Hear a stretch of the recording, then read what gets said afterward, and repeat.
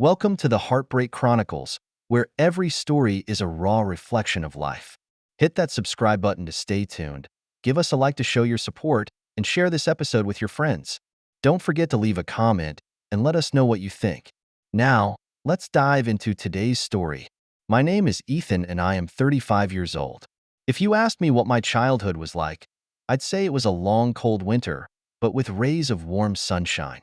As far back as I can remember, my mother Olivia's eyes were always cold, as if my existence was a mistake. But in this very cold family, there was one man whose warmth was like the sunshine on a winter's day. My stepfather, Noah. I vividly remember waking up in a cold sweat from a nightmare late one night when I was 5 years old. I curled up in bed, afraid to make a sound for fear of startling my mother. Just then, the door to the room gently opened and Noah's tall figure appeared in the doorway.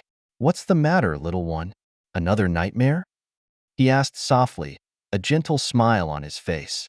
I nodded, tears welling up in my eyes. Noah came over and picked me up gently. "It's okay, Daddy's here." At that moment, I felt a sense of security I had never felt before. Noah is a long-haul truck driver, and although not my real father, he has always shown me through his actions that blood is not all there is to love. However, my mother, Olivia, treated me very differently. Her eyes were always filled with disgust and resentment, as if my existence was the biggest failure in her life. I used to naively think that if I behaved better, I might get her affection. But no matter how hard I tried, all I got was always indifference and dislike. Once, I won first place in a math competition at school. I ran home excitedly and couldn't wait to tell my mother the good news. However, when I handed her the award, she just glanced at it coldly and said, "It's just a little competition. What's there to be proud of?" At that moment, I felt my heart stabbed hard. I bowed my head and silently walked back to my room, shoving the award into the bottom drawer. After that, I never dared to mention my grades in front of my mother. Noah's presence is a light in the darkness compared to his mother's indifference. He's away on long runs all the time, but he surprises me every time he comes back. Sometimes it's an interesting children's book, sometimes it's a beautifully modeled toy. But most importantly, he would always make time to talk to me and teach me about being human. "Ethan, remember that a man's worth is not in where he comes from, but in what he does." Noah often tells me this. No matter what the odds, stay kind and strong. These words are deeply engraved in my heart and have become a guiding light on my way to growth. Under Noah's influence, I have learned to respect others, work hard, and the true meaning of love. However, fate always likes to play jokes. When I was 12 years old, Noah was taken from us forever in a car accident. It was one of the darkest periods of my life, and I lost the only person who gave me warmth. Olivia, the mother, has grown colder in her bereavement, and the distance between us seems to have been drawn further apart. It was then that I resolved that one day I would build a family full of love and warmth. I want to be a father like Noah and give my children unconditional love and support. I want to create a home where every member feels loved and wanted. Another character from my childhood that can't be ignored is my brother Lucas. He's a year younger than me and is the biological son of my mother and Noah. From the moment Lucas was born, I sensed a change in the family atmosphere. My mother treated Lucas very differently than she did me, and she finally had the love in her eyes that I had longed for. At first, I thought having a brother would make the house warmer. However, the reality is harsh. Lucas soon became his mother's golden boy, and I became even more marginalized. Whenever we brothers had an argument, no matter whose fault it was, my mother never hesitated to take Lucas's side. Once, Lucas accidentally broke his mother's favorite vase. When my mother stormed into the room in a rage, Lucas immediately pointed at me and said, "Ethan did it." Before I could defend myself, I felt my mother's angry slap. At that moment, I felt not only aggrieved, but deeply betrayed. However, Noah always tries to balance this injustice. He would secretly comfort me when no one was looking and tell me he loved us both equally as brothers. Noah's death not only took away the only warmth I had, but it also completely shattered the balance of my family. After Noah died, Lucas started bullying me more. He seemed to think that by striking me, he would get more attention and love from his mother. The mother, on the other hand, seems to be oblivious to this. I'm coming to realize that I will always be an outsider in this family. However, it is these painful experiences that have strengthened my resolve to create a loving family. I secretly vowed that in the future I would be a good husband and father and give my family unconditional love and support. Looking back now, maybe it was those tough days that shaped me into the person I am today. They have taught me to cherish true feelings and the true meaning of family. However, fate always seems to like to play tricks on me. Just when I thought I had finally shaken off the childhood haze and found happiness of my own, a shocking secret was waiting to be revealed. It was a secret that would turn my life upside down, make me re-examine my past, and give me a whole new perspective on the concept of family. But that's an afterthought. At this point, I was still dreaming of my soon-to-be perfect family, unaware of the storm that was brewing. In high school, I was like a dry sponge, eager to soak up any drop of manna of love. Perhaps it was this desire that convinced me the moment I met Ava that she was the one I was meant to be with. Ava is beautiful, smart, and most importantly, she seems to understand that wound inside me that won't heal. We met in a history class and I unconsciously cringed when the teacher talked about family traditions. Ava noticed my reaction and asked me quietly after class, "Do you have a less than stellar family too?" It was such a simple question that opened my heart. We quickly became friends who had nothing to say and then fell logically in love. Ava's family is not wealthy, but it is full of warmth and understanding. Every time I go to her house and see that silent love between her parents, I secretly vow that one day I will create a family like that. However, life is always full of surprises. After high school, in a fit of passion, Ava became pregnant. As she cried and told me the news, a mixture of fear and excitement ran through me. Fearful because we're still too young, excited because I can finally have my own family. "Let's get married," I said to Ava. "I'll be a good husband and father." Ava looked me in the eye and nodded. And so, with the blessings of family and friends, we started our own little family. After our daughter Sophia was born, I decided to join the army. This decision upset Ava, but I assured her, "This is only temporary. When I retire, I'll find a steady job and give you the best life possible." During my service, I studied hard and got my degree. After I retired from the military, I was fortunate enough to be offered a job as a museum administrator.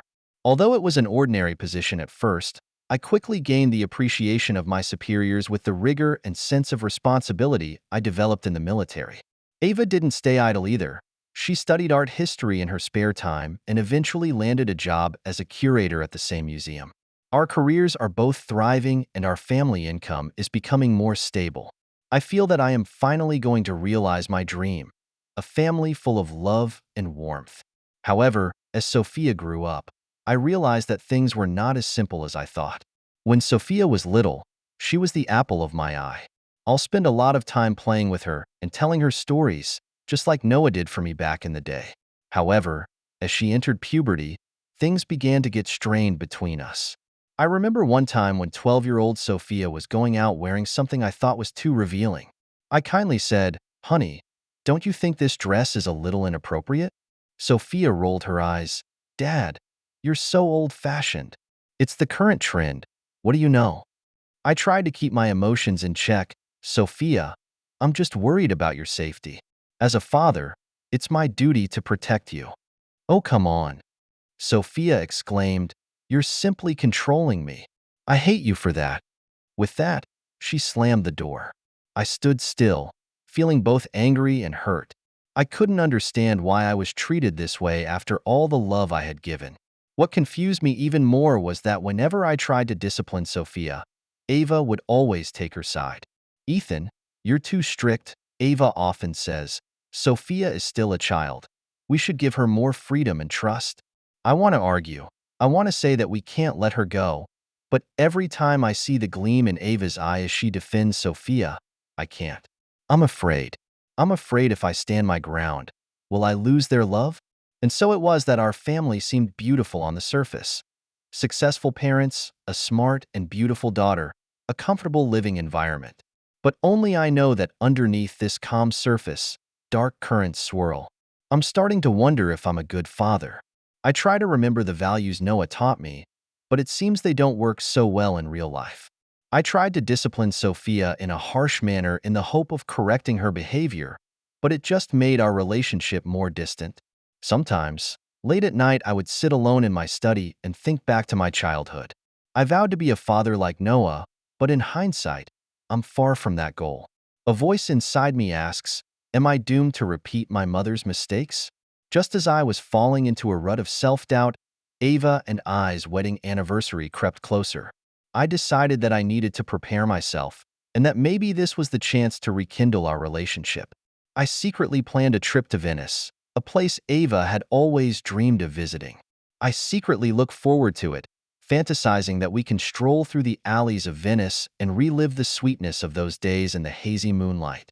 Maybe there, we can find our way back to loving each other, and maybe I can be the man Ava once loved again. However, just as I was making final preparations for the trip, a chance discovery completely shattered my dreams. It was a perfectly ordinary afternoon when I was organizing the attic and I stumbled upon a dusty old trunk. The moment I opened the box, my world fell apart. Inside the box was a stack of letters in a handwriting I knew all too well, my brother Lucas' handwriting. The content of the letter, on the other hand, was like a sharp dagger that stabbed me hard in the heart. My hands shook uncontrollably as the words began to blur before my eyes. I couldn't believe it. I didn't want to believe it. But the facts were there. Ava, my beloved wife, had been having an affair with Lucas for years. And what breaks my heart even more is that our daughter, Sophia, may very well not even be my own flesh and blood. At that very moment, I felt as if I was back in my childhood, being the wretch who was ostracized and cheated on by my entire family. I thought with a bitter smile that the perfect family I had always been so proud of was just a carefully woven lie.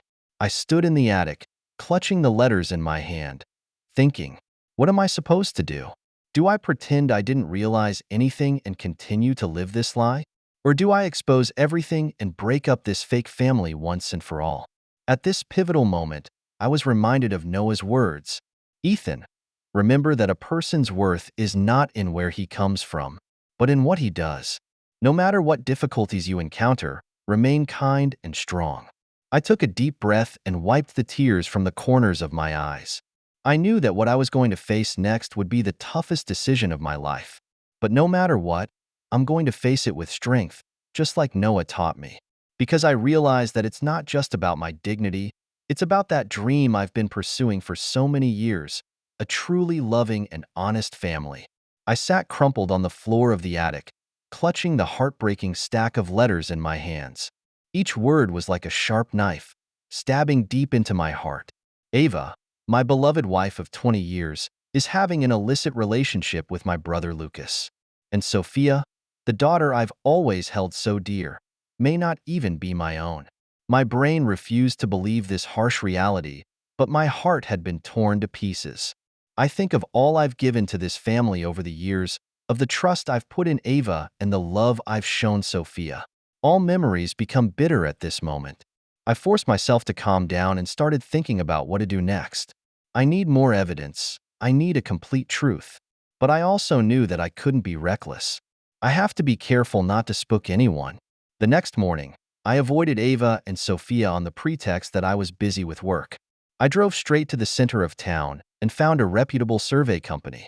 There I met Marcus Wright, an experienced private investigator. Marcus's office is simply but neatly furnished. When I walked in, he was organizing some papers. He glanced up at me and seemed to immediately sense my unease. Have a seat, he gestured to the chair across from him. It looks like you've got some serious troubles. I laughed bitterly. It's more serious than you think. I briefly explained my situation to Marcus, including my suspicions about Sophia's biological fatherhood. When I finished, Marcus' expression turned serious. I'm sorry you're in this situation, Marcus said, but please be assured that we will help you get to the bottom of this in a professional and legal manner. Regarding your daughter's identity, I would recommend a DNA test. Can you provide a sample of her DNA? I nod and pull a small plastic bag from my pocket containing a few strands of Sophia's hair. I collected them from her hairbrush this morning. I explain, my heart filled with guilt and unease. Marcus took the sample and assured him that a test would be scheduled as soon as possible. I was slightly comforted by his professional demeanor. I knew that it was going to be an uphill battle for me to face next, but at least I wasn't fighting alone. For the next few days, I lived a life of pain. During the day, I am still the dedicated museum director, and when I come home at night, I am still the seemingly loving husband and doting father. But only I know that the seeming calm is just me playing along. In the meantime, I contacted my good friend and attorney, Charles Darwin. When I confided in Charles, he was too shocked to speak. "Ethan, I'm really sorry," Charles concluded, "but you need to calm down. We need to handle this strategically. If your suspicions are true, we need to protect your rights in a legal and sensible way." Charles's words reassured me a little. At least I have reliable allies in this coming storm. A week later, Marcus brought heartbreaking news. The DNA test confirmed that Sophia is not my biological daughter. I felt like the whole world had abandoned me, and even though I was prepared for it, the confirmation of the truth took my breath away. What shocked me even more was that Marcus' investigation uncovered another startling fact. My mother, Olivia, seems to know the secret. Evidence suggests that she's been behind Ava and Lucas' relationship and may even be involved in the massive scam. This discovery was like a hammer blow that completely shattered the last vestiges of my illusions about my family. My mother, the woman who never loved me as a child, was involved in this plot to deceive me. I clenched my fists and tried to control my emotions. I am reminded of what Noah taught me, to remain kind and strong no matter what the odds. But at the moment, all I have inside me is anger and a desire for revenge. "Marcus," I looked up with a determined gleam in my eyes. "I want them to pay. I'm going to make them feel the pain and betrayal I've experienced." Marcus and Charles exchanged a worried look, but they both understood how I felt. "We'll help you, Ethan," Charles said, "but we need a plan. We can't act on impulse." I nodded and began to think about how to expose this appalling truth. It was then that I remembered Sophia's upcoming 18th birthday party. That would be a perfect opportunity. In that moment when everyone is present, I'm going to tear off their false masks and let the truth come out. "I know what to do," I said. "We're going to make a move on Sophia's birthday party. I'll arrange for a birthday party to be thrown to celebrate her birthday. But before that, we need more evidence, more preparation." Marcus and Charles agreed to my plan. Over the next few days, we secretly worked on our preparations. I continued to play the role of the perfect husband and father, but inwardly I had resolved to end this false life once and for all. Every night, when Ava and Sophia were both asleep, I would sit alone in my study and review the newly collected evidence. The photos, the recordings, the documents, each one was like a sharp blade that pierced deep into my heart. But I know that this pain will soon be over, and in its place will be my revenge. Just one night before the party, I stood alone in the museum gallery. Countless precious artifacts are displayed around the area, each one telling the story of the ups and downs of human history. I suddenly realized that I, too, was about to become part of history, a story of betrayal, truth, and redemption. My fingers brushed over an ancient statue, and I swore in my heart that no matter how it turned out, nothing would ever be the same again after tomorrow. I will take back my dignity and redefine what a family really is. Just then, my cell phone suddenly vibrated. It was a text message from an unknown number. When I opened it, my heart almost stopped. The text message was just a few simple words. "I know what you're planning. See you tomorrow." I looked around and I was the only one in the showroom. Who sent this message? How much do they really know? Has my plan been exposed? With this new mystery in mind, I left the museum. Tomorrow will be the day when all the mysteries will be revealed. And I, for one, am ready to face any possible outcome. I stood in a makeshift tent in our backyard and looked around. Ribbons and balloons were everywhere, and a large cake was set on a table in the center. Today is Sophia's 18th birthday party, and we invited friends and family to celebrate. However, only I knew that this party was about to become the stage for my revenge plan. That cryptic text from last night still haunts me. "I know what you're planning. See you tomorrow." I keep guessing where this message came from, But either way, I've made up my mind that I won't change my plans. As I watched Ava and Lucas exchange glances in the crowd, I felt an intense wave of anger sweep through my body. Their betrayal was like a sharp blade that pierced deep into my heart. Everything I had given, the family we had built together, now seemed like nothing more than an elaborate hoax. I'm going to make them pay for this, give them a taste of what it's like to be lied to and betrayed. Marcus came to the party as my old classmate. He walked over to me and asked in a low voice, "Ready?" I nodded, a determined gleam in my eyes. It's time for the truth to come out. I walked towards the small makeshift stage and grabbed the microphone. The music stopped and all eyes turned to me. "Friends and family," I spoke, a hint of coldness in my voice. "Thank you all for coming tonight. Today is Sophia's 18th birthday, and it should have been a day of celebration. But before we go any further, there are some things that need to be made clear." I saw Ava's expression go from confusion to panic. Sophia, on the other hand, looked at me in confusion, having no idea what was about to happen. 20 years ago, I thought I had found true love and built a happy family. But now I realize it was all built on deception. I paused to let the weight of the words sink in. Confused whispers began to emanate from the crowd. I saw my mother Olivia's face turn pale. "Ava." I turned to my wife, suppressed anger in my voice. "Are you going to tell everyone yourself? Or do I have to expose your scandal?" The blood drained from Ava's face and she shuddered. "Ethan, can we talk in private?" "No," I said firmly. "There is nothing left to talk about in private. When you betrayed me, did it ever occur to you to talk to me in private?" I turned to Lucas. "And you, my good brother, perhaps you'd like to explain why you had an illicit relationship with my wife?" The whole room was in an uproar. A flicker of panic flashed across Lucas's face, then turned to anger. "And," I continued, my voice shaking slightly with suppressed emotion, "Sophia, I'm sorry to have to tell you this on your birthday, but you're not my real daughter." Shock and disbelief were written all over Sophia's face. She looked at me, then at Ava and Lucas, and tears began to well up in her eyes. I pulled out a stack of papers. "Here are the results of the DNA test and other evidence that Lucas is Sophia's biological father." The entire backyard was thrown into chaos. Some are crying, others are angrily questioning, and others are trying to comfort a devastated Sophia. Just then, I noticed my mother, Olivia, standing up. Her face wore a complex expression I'd never seen before. "Ethan," she said shakily, I'm so sorry. I've known about this for a long time." This unexpected confession sent the room into shock once again. I felt a strong sense of betrayal come over me. "You knew?" I asked through gritted teeth. "You knew and you kept it from me? Why, Mom? Why did you do this to me?" Olivia lowered her head. "I thought I was doing this to protect the family. I was wrong and I'm sorry. I look around at all these people I once thought were the most important people in my life, but now they feel so foreign." My heart was filled with anger and pain, but at the same time there was a strange sense of relief. Finally, all the lies were revealed. "As of today," I said, determination in my voice, "this is the end of our relationship. Ava, you'll be served with divorce papers soon. Lucas, you do well, you'll inevitably pay for your behavior. As for you, Mom," I looked at Olivia and felt a pang of heartache. "I don't know if I can ever forgive you again." Just as I was about to leave the stage, a voice rang out from the crowd. "Wait, Ethan."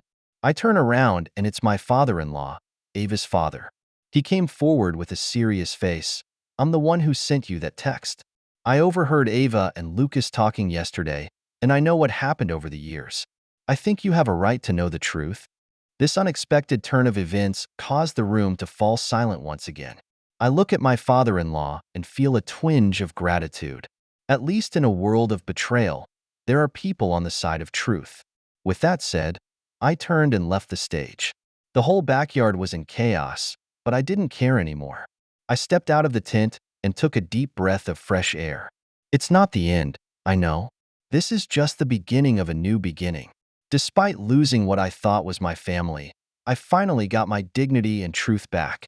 My heart was filled with mixed emotions: anger, sadness, relief, and a glimmer of anticipation for the future. As I walked to my car, I heard footsteps behind me. "It's Marcus. Are you okay?" he asked with concern. I took a deep breath. "No, I'm not okay at all. But I'll get better. I have to get better." We stood in silence for a while, looking at the stars in the night sky. "What are you going to do next?" Marcus finally asked. My eyes became determined. "I'm going to make them pay. Not only through legal means, but I'm going to give them a taste of what it's like to be cheated and betrayed.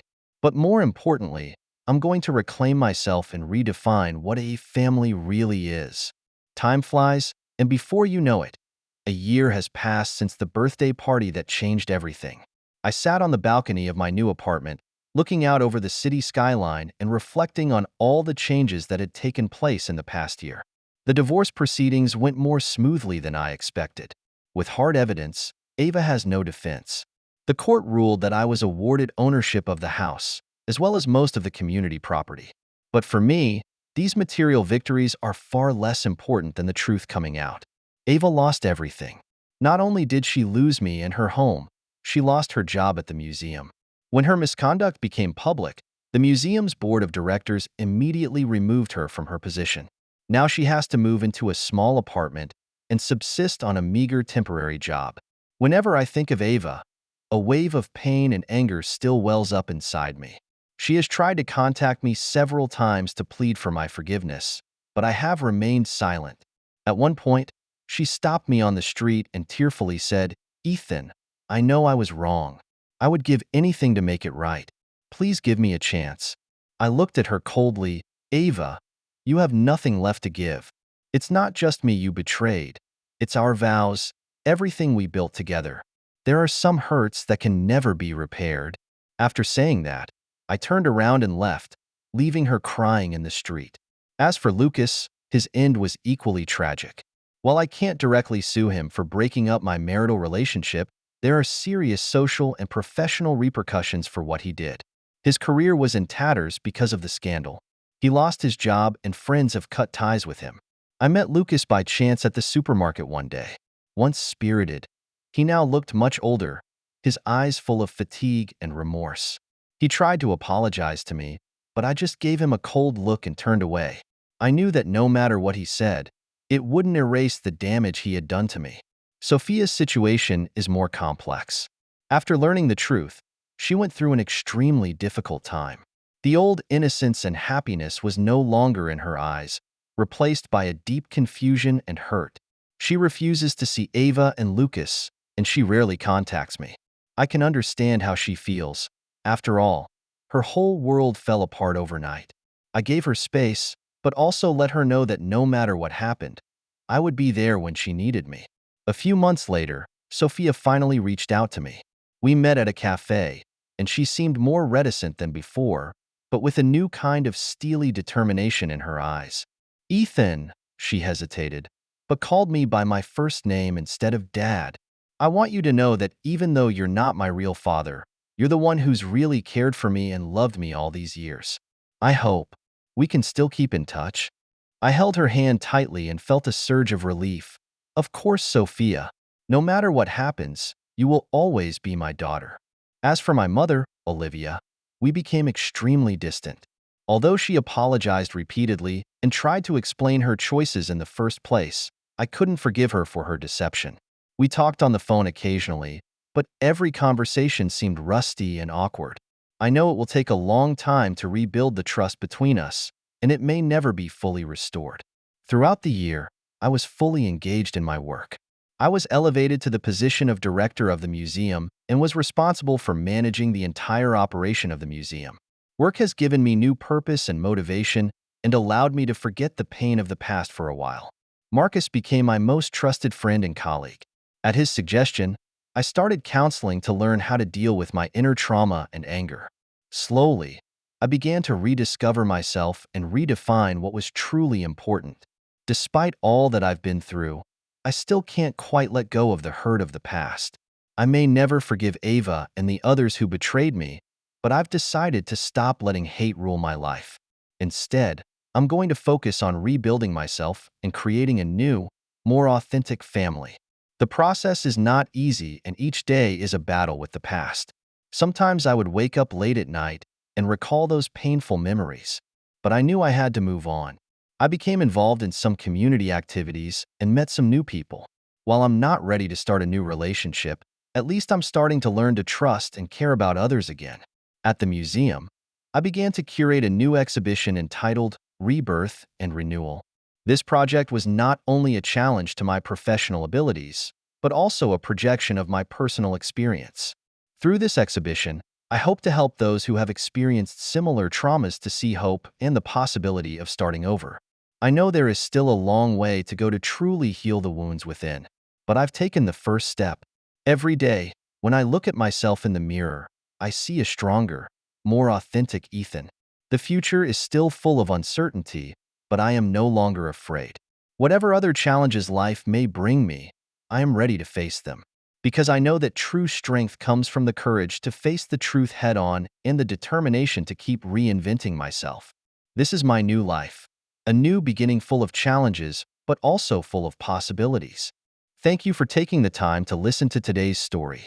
If you enjoyed it, please like and subscribe if you haven't already. If you have a story to share about your own or someone else's experience, please feel free to contact me. Take care.